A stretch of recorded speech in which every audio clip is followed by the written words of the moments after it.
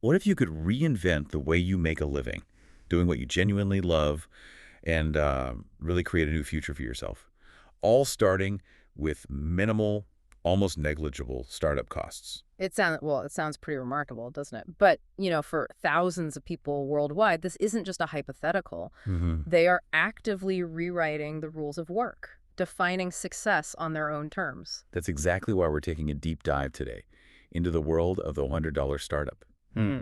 Our guide for this exploration is drawn from some really extensive research. Yeah, it's pretty comprehensive. We're talking interviews with over 100 successful entrepreneurs, thousands of pages of survey answers, phone calls, emails, just a ton of stuff. And it's all been compiled into this, well, incredibly customizable and actionable blueprint for achieving personal freedom and financial independence. That's the goal. So our mission today is really to pull out the most important nuggets of knowledge, the key insights from all this information. We want to give you a shortcut, to being well-informed about starting a micro business, gaining that powerful knowledge quickly, and hopefully experiencing some of those aha moments that can genuinely transform your outlook. That's right, because the core idea here is profound. It's really about finding freedom through a micro business. I find that incredibly compelling. Yeah. But what does redefining work on your own terms?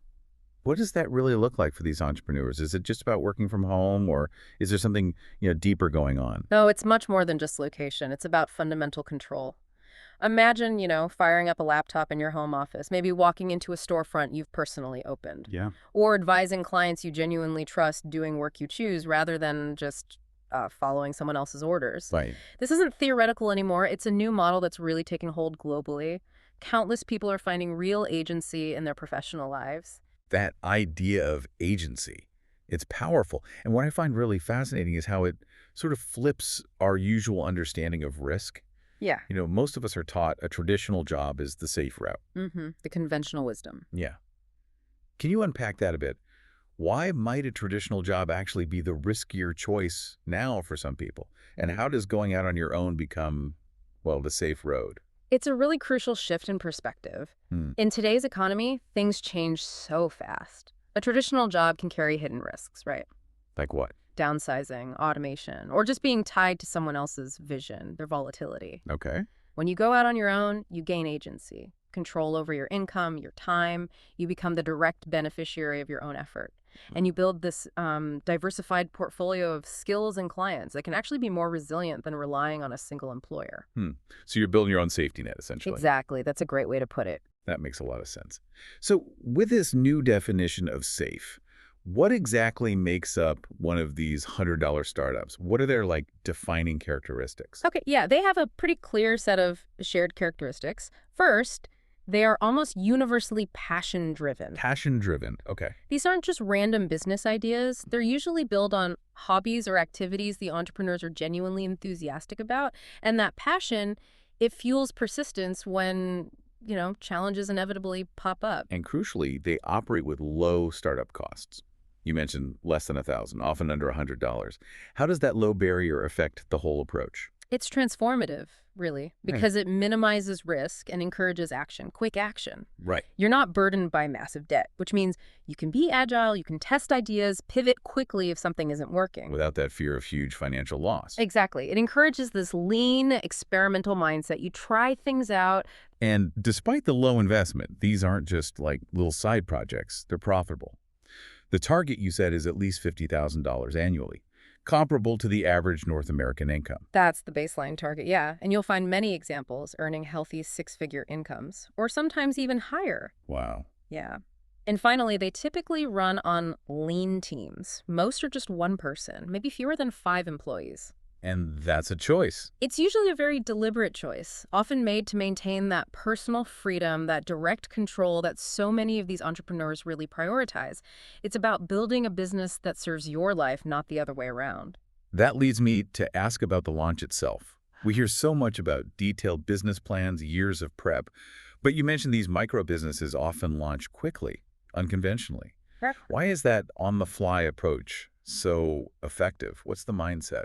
It's really about valuing action over perfection. Simple as that. Instead of spending months, maybe years, planning everything down to the last detail, These entrepreneurs test the market directly. The mindset is basically, is someone willing to pay for this right now? Just get it out there. Yeah. If customers are buying, great. You iterate, you improve. If not, you quickly figure out what needs to change. It's rapid learning, adaptation, all fueled by that low risk. That makes so much sense. Yeah. Which brings us right to that critical step. Yeah. Finding your niche. Understanding what people really want. The core principle here is about convergence. You mentioned a kind of formula. Yeah, it's a helpful way to think about it. It's basically passion plus skill. Okay. Leading to or connecting with a problem plus a marketplace equals opportunity. So passion plus skill connects to problem plus marketplace. Exactly. It's not just about pursuing a hobby. It's finding that sweet spot where what you love to do, your passion, combined with what you're good at, your skill, intersects with a real need or pain point, a problem people have, for which they are actively looking for solutions and, crucially, are willing to pay. That's the marketplace. I see. So it's not enough just to be passionate. You need to connect that passion and skill to a genuine need someone will pay to solve. Yeah. Can you give us a few examples of this skill transformation in action? Absolutely. Let's take Kat Alder. She was waitressing in London. Someone suggested she'd be good at PR. Okay. She didn't even know what PR stood for, but her passion for connecting with people. Right, from waitressing. Exactly. Combined with her skill in making customers happy as a waitress, those skills converged on a problem, businesses needing better public relations. And she found a marketplace willing to pay for it. 4 years later, her PR firm employs 5 people across multiple cities. Her people skills were the bridge. That's a fantastic example of transferable skill. Or Scott Adams, the Dilbert guy. Yeah, Dilbert. He openly says he had, negligible art talent, basic writing skills, an ordinary sense of humor, a bit of business experience. He wasn't the best at any single thing. Right. But his success came from having all 4 of those modest skills together in one person. That unique combination, his skill set, created this unique offering that addressed a problem people wanting relatable workplace humor and found a massive marketplace. Precisely. And this leads to another really vital lesson. Give them the fish. Give them the fish. Yeah. Most customers don't actually want to learn how to make their own dinner. They just want the meal served to them. The insight here is to provide the direct solution, the outcome they want, not necessarily teach them every single intricate step of how you do it. That resonates. I think I've seen that. Kyle Hepp, a wedding photographer. Yeah. You mentioned her. Yes, Kyle's a great example. Her young, hip clients often say, oh, we only want non-traditional candid shots. Right, the cool stuff. Yeah. But Kyle, she's experienced. She knows what they really want deep down, or maybe what their families will want later. So she'll quickly grab them for just a few traditional family shots, makes it quick and painless, and later. The couple, or their parents, they're always thrilled they have those timeless images. She gave them the fish they didn't even know they wanted yet. My own experience totally confirms this. I had this project, Travel Ninja. Okay. It aimed to teach people all the complex details of booking round-the-world tickets. Honestly, it didn't do well. Too much. Way too much. It overwhelmed people. It was like teaching them how to fish for months. But when I repackaged the core value as frequent flyer master, Simpler title. much simpler. And it just offered how to get cheap tickets. Literally giving them the fish. It sold 500 copies on launch day, made over $50,000 net income. It was a huge lesson in simplicity and delivering direct value. So the lesson isn't just about simplicity. It's about tapping into that deeper desire of your customer to succeed, or feel good, or look good. That's why making your customer a hero in their own story is so powerful.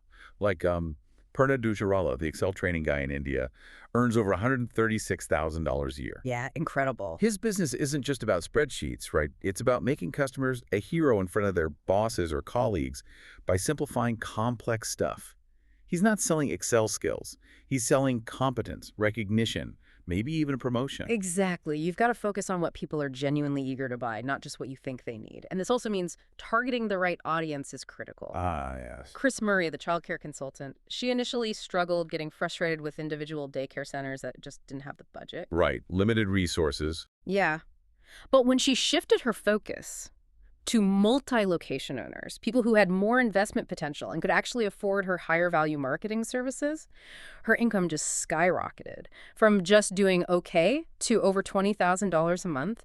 It was a shift from hoping clients would buy to finding clients who could and would buy the value she offered. That's a brilliant insight into targeting. And another great example, the Kinetic Coffee Company. I mean, coffee is an incredibly crowded market. How did they make it work? They found profitability by targeting a very specific, passionate group: cyclists, skiers, backpackers, outdoor enthusiasts. Ah, niche marketing. Exactly. By focusing on people who deeply valued that specific lifestyle, they immediately set themselves apart, built a loyal following. Okay, so once you've really honed in on what people truly want, the next big hurdle is, how do you get the word out? Especially without spending a fortune. This is where that art of hustling comes in. And it's not about traditional ads based on that quote. Huh. Advertising is like sex. Only losers pay for it. Haha. Yeah, it's a provocative statement, but the philosophy behind it is sound. Which is? It's about prioritizing strategic, organic promotion, things that build real connection rather than just expensive, often ignored ads. One really powerful approach here is strategic giving. Strategic giving. Yeah. Megan Hunt, the dressmaker in Omaha, she calls her marketing plan exactly that: strategic giving. She empowers people with free materials, answers questions freely. Scott Meyer from Nine Clouds, they help companies with digital communication. He shared that they just consistently talk and share information, support others in their work. It's about building genuine relationships. And that investment, it always seems to come back around with new opportunities. It creates trust, demonstrates your expertise without that hard sell pressure. Like John Moorfield, the unemployed architect. Cool. That story's great. The 5-cent advice guy. Yeah. Setting up shop in a Seattle farmer's market, offering 5-cent architecture advice for a nickel. That 5-cent advice became this fantastic lead generation tool. Free advertising, qualified leads, just by demonstrating his value up front in a really accessible way. It's brilliant. Low barrier, high impact. I love that. Okay. It also reminds me of Derek Sivers. Founded CD Baby, sold it for millions, and his hell yeah test. Yes, the hell yeah filter. If an opportunity doesn't make you feel an enthusiastic hell yeah, then it's just a no. It stops you wasting time on things you're only lukewarm about. It's such a powerful filter for your time and energy. Absolutely essential. And, while the saying is, if you build it, they will come, the reality for micro businesses needs a little addition. If you build it, they might come. Yeah. You'll probably need to let them know. Right. You still have to wave a flag. You absolutely have to create visibility actively. Yeah. Karen Starr of Hazeltree Interiors, remember? She invested over half her opening costs in that huge mural on her building. The 30 by 50-foot mural. Yeah. She says that speaks way louder than any ad we could ever place. It's a permanent, eye-catching advertisement. And Allison Stanfield, the art biz coach, Yeah. her approach was more playful. The hostage letters. Yeah, sent actual hostage letters in brown paper bags to invite beta testers for her membership program. Yeah. People apparently got a real kick out of it. It worked. Showed creativity, stood out. It really did. Yeah. So when you're crafting your offer, making it compelling, clear value is just paramount. Think about those Alaska coupon books, priced at nearly $100. $99.95, yeah. But they had deals inside for helicopter flights, tours worth hundreds of dollars. The value proposition was crystal clear, immediately apparent. Your customers need to see that value instantly. Heck, absolutely. And remembering that basic psychology, most of us like to buy, but we hate feeling like we're being sold to. Exactly. So new marketing, it's more about invitation, not persuasion. Creating this feeling that buying is an opportunity, an invitation, not just a sales pitch. And sometimes a gentle nudge helps encourage immediate action, like that Manhattan yoga studio example, offering a September discount to get people back into their routine earlier than usual. Right, knowing they'd likely stick around. They knew many would then commit to a monthly plan at the regular price by January once the habit was reestablished. Smart. Okay, so for structuring the offer itself, you mentioned the rough, awesome format. Yeah, it's a simple but effective 4-point structure. Really helps anticipate the customer's thought process. Yeah. Let's say you're selling that public speaking course again. Okay. First, the primary benefit. Command any room with confidence. Clear outcome. Then reinforce it with a secondary benefit. Finally, overcome that crippling fear and captivate your audience. Adds emotional resonance. Yeah. Next, address potential concerns or objections. Even if you're an introvert or have failed before, our proven method is designed for you. Builds trust. Removes doubt. Exactly. And finally, a clear call to action. Enroll in the Speak Your Truth Masterclass today and transform your presence. Tells them what to do next. This framework just makes the offer really actionable. That's a great structure and guarantees. Don't be afraid of incredible guarantees. Make them simple, clear, tied to the results you promise. Like Nev at Snowboard Addiction, his liberal refund policy. He says people don't abuse it because that trust is already built. That builds a lot of confidence for the buyer. Yeah. And finally, over-delivery. Yes. Giving customers more than they expected. It's key. Could be small things. Handwritten thank you notes, free samples, maybe a proactive call about a back-ordered item like Happy Knits does.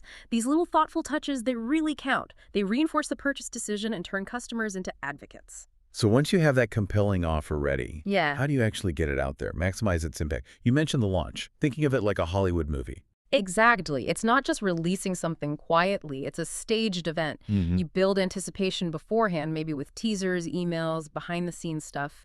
And then you have the opening, ideally with people excited and ready. It creates buzz. That makes sense, creating that excitement. Yeah. And you mentioned a typical launch cycle. Sales are strong at the start and end, but dip in the middle. Yeah, that's very common. The initial buzz attracts the early adopters, the eager buyers. Okay. Then there's often a natural lull as that initial excitement fades a bit, but having a clear closing date, a deadline, creates urgency and a sense of scarcity. FOMO, fear of missing out. Precisely. It prompts those who are on the fence to finally make a decision, and that leads to that final surge in sales right before it closes. Without a deadline, that final push often just doesn't happen. That's fascinating. And some of the physical deadlines entrepreneurs set for themselves. Those are inspiring. Chris Guillebeau launching his course from a train on his birthday. Yeah, the Empire Builder Train. Yeah. He turned a logistical challenge into this powerful motivator, created a story around it. Incredible. And similarly, Andreas releasing his app from Heathrow Airport, like literally 30 minutes before boarding an 11-hour flight. Wow, talk about pressure. Right. But that kind of self-imposed physical deadline forces simplification, intense focus. It cuts out all the noise and just ensures the project gets finished. It's a pretty unique way to harness pressure for productivity. Those are such creative ways to just get it done. And speaking of getting things done, Yeah. asking for help. So many of us are hesitant, right? Especially when starting something new. It is a common hurdle, but it's incredibly powerful when you overcome it. Anastasia Valentine, the children's book author, she just asked everyone she knew for help with her book launch. Everyone. Yeah. Newspaper coverage, party donations, just spreading the word. And people she never expected to show up did. Often brought friends. It taught her a huge lesson. Don't assume someone isn't interested or wouldn't help. Sometimes all you have to do is ask. That's a great reminder. Okay, so once you're off the ground, let's talk money, finances. Most people assume you need big loans to start a business. But you're saying debt is optional here. Why is that such a big deal for micro businesses? It's a total game changer because it liberates you from that immense pressure of debt payments and, traditional investor expectations right from day one. Yeah, that pressure can be crushing. It really can. Many of the ventures we've looked at started with minimal capital, often less than $100, like the title suggests.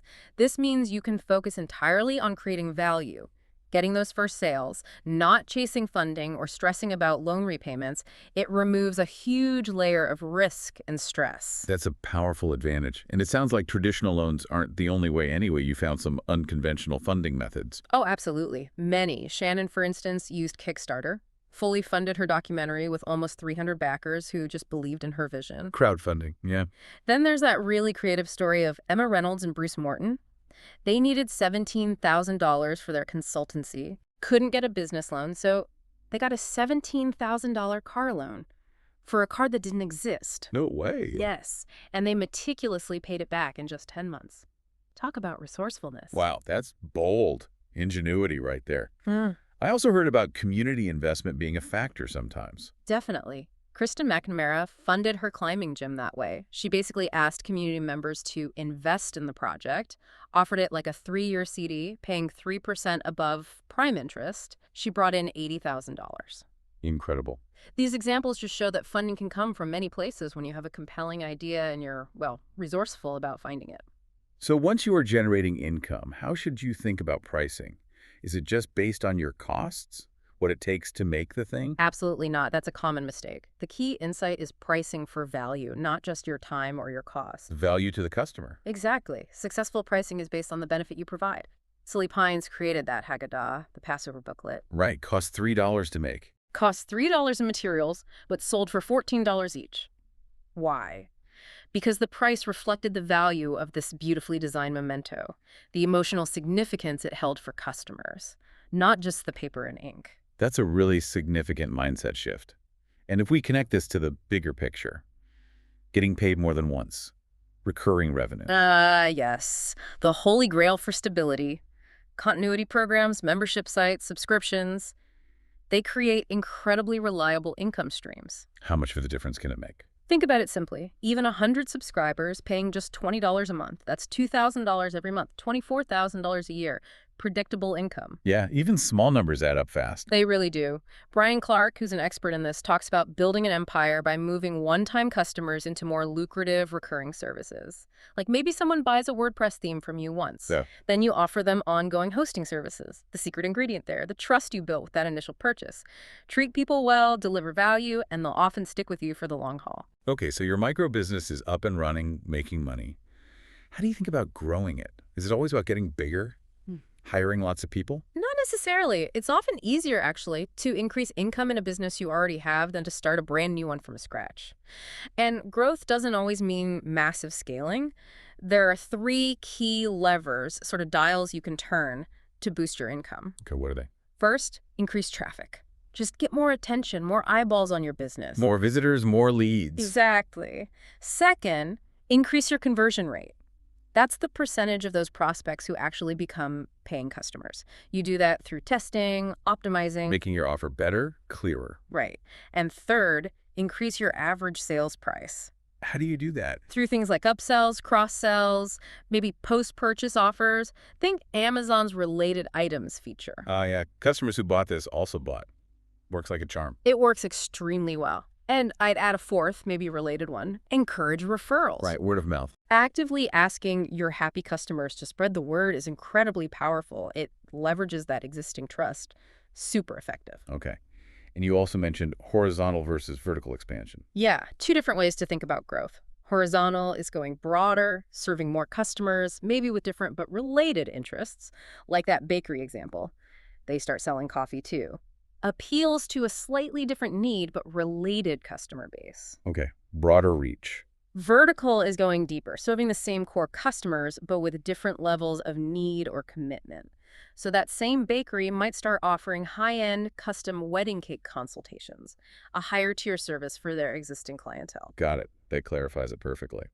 Another way to leverage time and energy is partnerships or outsourcing. What are the pros and cons there? Partnerships, if they're chosen carefully, can be incredibly powerful, especially if you use something like a simple one-page partnership agreement. To keep things clear. Exactly. Outline revenue sharing, who does what, how long it lasts, keeps everyone on the same page. Outsourcing, though, that can be more of a mixed bag. Opinions really diverge. How so? Some people love it, like Erica, who hires contractors for transcription, finds it frees up her time immensely. But others prefer to stay super lean, avoid it completely, like Adam Westbrook, fitting his whole business in a backpack. Right, maximum flexibility. Or Jaden Hare, who just doesn't like the feeling of getting paid last after rent and employees. It really, really depends on what makes sense for your business and your personal definition of freedom. Which raises that important question. Do you stay small or do you aim to grow medium? It sounds like there's no single right answer. Absolutely not. It's a personal choice. Cherie Verard, for example, purposely keeps her software business small, location independent, travels in an RV. Living the dream for her. Exactly. Her measure of success is quality of life, freedom, not maximum possible income. Then you have Tom Bin, the bag factory owner. Over 20 employees. But he intentionally avoids mass market retailers. Why? Complete control over his brand, his products, the customer experience. He wanted to build a cool business with cool products, customers, employees, not tie his fate to some giant retailer. Both are successful. They just define success differently. Regardless of the scale, though, that point about working on your business, not just in it, that seems crucial. It's such a common trap, right? Getting stuck in the day-to-day grind. It's a huge trap. Constantly putting out fires. Yeah. So how do you avoid that? How do you make sure you're steering the ship, not just bailing water? It requires discipline. You have to dedicate specific, protected time, maybe daily, maybe weekly, just for improving the business itself. Things like business development, creating new offers, fixing those long-standing, annoying problems, exploring new opportunities. Strategic thinking time. Exactly. It's how your business actually evolves and grows rather than just treads water. And tracking key metrics is part of that. You don't need to track everything obsessively. Maybe monitor one or two key things: daily sales, cash flow, new leads, whatever is critical for you. Then do deeper reviews of other data less frequently. Just understand what's truly happening. And interestingly, a truly scalable business, if that's your goal, tends to be one that is both teachable and valuable, meaning you could potentially sell it or replicate it. Okay. So as you embark on this whole journey, challenges are inevitable. Resilience seems absolutely key. You mentioned a common refrain about failure. Yes, you hear it over and over from these entrepreneurs, something like, I tried something and it didn't work out, but then I moved on to something else. Failure is rarely seen as a dead end. It's more like a stepping stone, providing invaluable lessons for whatever you do next. That's a much healthier perspective shift. You also shared that really powerful story about John T. Unger, the sculpture artist. What did he go through? How did it change him? John T. Unger faced some immense adversity. I mean, his roof literally caved in. And then in this truly terrifying incident, he had a crazed cab driver hold a gun to his head. Oh my gosh. Yeah. But he emerged from those experiences with this profound sense of gratitude and resilience. He said something like, don't really worry about the small things after that. Everything takes on a whole other level of meaning. Those challenges gave him this incredible perspective, made him, pretty unshakable. Wow. That's truly inspiring. Another crucial point you raised, don't wait for unwanted advice or unneeded permission. That designer, Charlie Pabst, said his business never would have happened if he hadn't been obnoxiously stubborn to his own will. Why is unsolicited advice often so problematic? Well, think about it. Most people don't own their own businesses. And frankly, a certain percentage of people won't be happy or supportive of you leaving that traditional 9-to-5 world. Jealousy, maybe. Fear. Could be. Their advice, even if it's well-intentioned, often comes from their own place of fear or just their own limited experience. It's just vital to trust your own vision. Push past that external skepticism, especially from people who haven't walked the path you're trying to walk. That's such a crucial mindset for anyone starting out. And finally, those moments of breakthrough, the ones that really cement an entrepreneur's belief in what they're doing. Can you share a few examples of those aha moments? Yeah, those are powerful. For Nix, the photographer, it was his very first $50 print sale to a complete stranger. It wasn't really about the money itself. It was the validation. It showed him it was real, that his passion could be a viable business. That first proof point. Exactly. Yeah. Gary Leff, when he got his first check for his services, he had this powerful realization, wow, there's real money on the table here. It just clicked that this wasn't just a hobby anymore. It became tangible. Kyle Hepp, the photographer again, her huge leap of faith doing her first international wedding gig that made her realize, hey, if one bride was willing to fly us in, there are probably lots more opportunities out there. It just broadened her horizons instantly. Opened up possibilities. Yeah. And Jonathan Pincus knew his logistics operation was finally working the day he could drive away from the warehouse, knowing his team could handle the shipping without him. That meant they could actually move their business to Spain, which was their dream. These are the moments that really provide that deep encouragement, especially when times get tough. They affirm you're on the right track. So, wrapping this all up, what does this mean for you listening right now? I think the core message is that personal freedom really can come from providing genuine value to other people. And you can start with incredibly minimal investment, often less than $100, which completely changes how you think about risk. Remember to focus relentlessly on finding that point of convergence, where what you love, what you're good at, and what people will actually pay for all meet. And remember, those core needs are often emotional needs.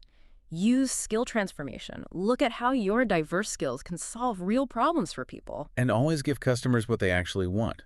Give them the fish, right? Not necessarily what you think they should want.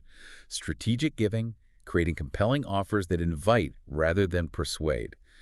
Those are incredibly powerful marketing tools. They build trust. They draw people in naturally. And a well-planned launch, thinking like that Hollywood movie, builds anticipation. It can yield far greater results than just, quietly putting your product out there. Creative funding is possible. Borrowing money is entirely optional. That frees you from so many traditional financial burdens. And you get to choose how you scale strategically, whether that means intentionally staying small and lean for maximum personal freedom or thoughtfully growing into a medium-sized operation that fits your vision. But crucially, whatever the size, dedicate that protected time to work on your business, not just in it. That ensures it keeps growing, evolving, And finally, yeah, cultivate that resilience. Learn from setbacks. Trust your inner voice, your own stubborn will sometimes. Remember that those setbacks are often just stepping stones on the path. So here's something to think about. In this world of constant change, endless information, what single skill or passion do you possess? That, if you transformed it into a simple, valuable offering for someone else, could it liberate you? Could it help you create your own future? Not in some distant, maybe never tomorrow, but starting now, today. What's your blueprint to freedom?